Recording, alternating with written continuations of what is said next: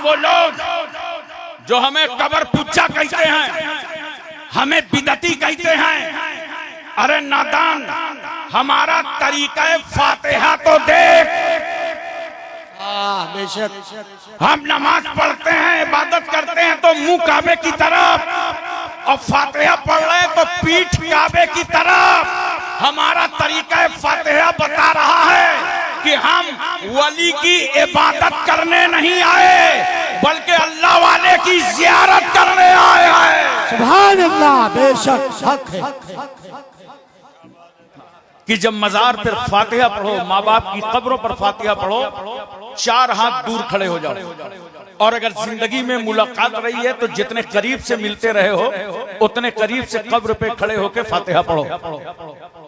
और सुनिए, आदाबे कुबूर में है, जब आप फातिहा पढ़ें तो अपनी पीठ काबे की तरफ कर लें, अपनी ये पुष्ट काबे की तरफ कर लें। अच्छा, एक बात बताओ, जब नमाज पढ़ते हो तो मुंह, अब तो बोलो जोर से, काबे की तरफ, किबले की तरफ, मुंह काबे की तरफ। और जब फातिहा पढ़ो तो पीठ काबे की तरफ। तवज्जो है ना? अरे सुन्नियो, तुम मसाइल पे अमल तो करो। कहां है वो लोग जो हमें कब्र पूजा कहते हैं, हमें बिदती कहते हैं? अरे नादान, हमारा तरीका फातिहा तो देख। हम नमाज पढ़ते हैं, इबादत करते हैं तो मुंह काबे की तरफ, और फातिहा पढ़ रहे तो पीठ काबे की तरफ। हमारा तरीका फातिहा बता रहा है कि हम वली की इबादत करने नहीं आए, बल्कि अल्लाह वाले की जियारत करने आए हैं। सुभान अल्लाह, बेशक हक है। नमाज और है, नियाज और है। ताल्लुक बनाए रहो वलियों से, हाजिरी देते रहो, बहुत काम आएगा। एक बड़ी प्यारी बात मुझे याद आ गई, मिशकात शरीफ की हदीस का मफहूम है। बनी इसराइल में, जिसके बारे में कुरान कहता है बनी इसराइल के वाकयात याद करो, उनसे इबरतें हासिल करो। बनी इसराइल में एक शख्स था जिसने 99 मर्डर किए थे। कितने लोगों का कत्ल किया था? बोलो, 99। लेकिन उसके बाद उसके दिल में ख्याल आया कि अगर अल्लाह करम कर देता तो मैं तौबा कर लेता।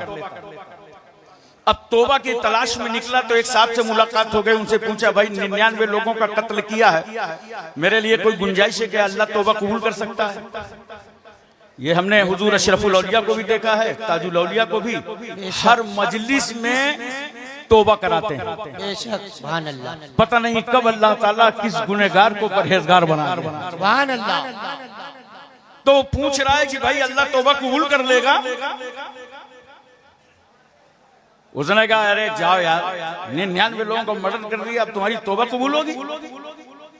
अब तौबा कबूल होगी? मेरा ख्याल है इंडिया का होता तो कहता 900 चूहे खाने के बाद बिल्ली चली है हज को।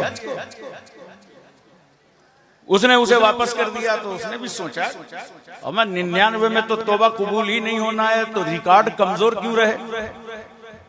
उसका कत्ल भी कर दिया, पूरी सेंचुरी बराबर कर दी।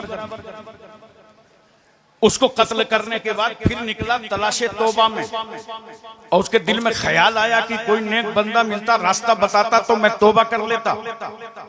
एक साहब से मुलाकात हुई, उनसे बताया कि भाई 99 को कत्ल किया। एक से मसला पूछा तो उसने तौबा ही नहीं कबूल किया।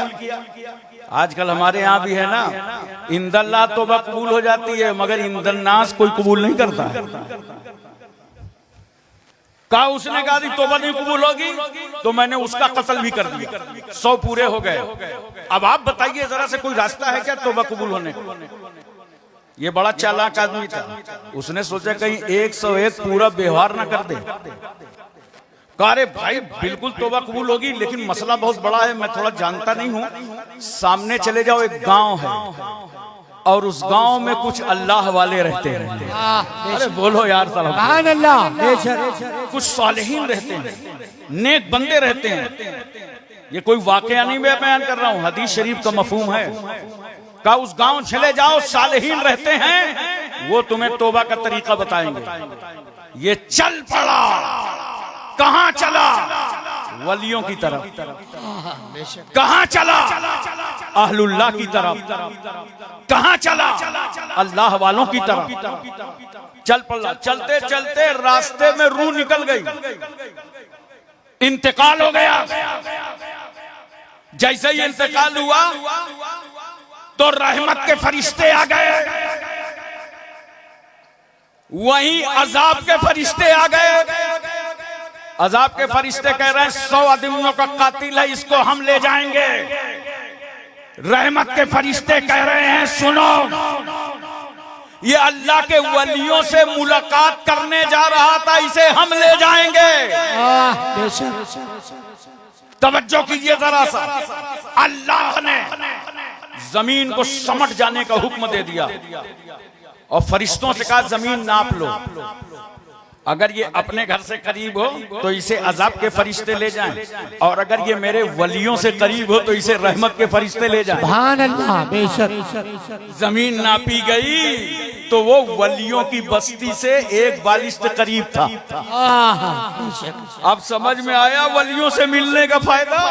अरे बोलो यार, सुभान अल्लाह, ये बेशक। दूर दराज से आते हो, धक्के खा करके, परेशानियां उठा करके वलियों से मिलने, मजारों पे हाजिरी देने, देख रहे हो कितना बड़ा फायदा है। और ये अल्लाह वाले तो वो हैं, ये कचौचा शरीफ के सादात का घराना, वो पाकीज़ा, पवित्र, मुकद्दस, इज्जतमाब घराना है कि अल्हम्दुलिल्लाह जिंदगी में भी तुम्हारे काम आए।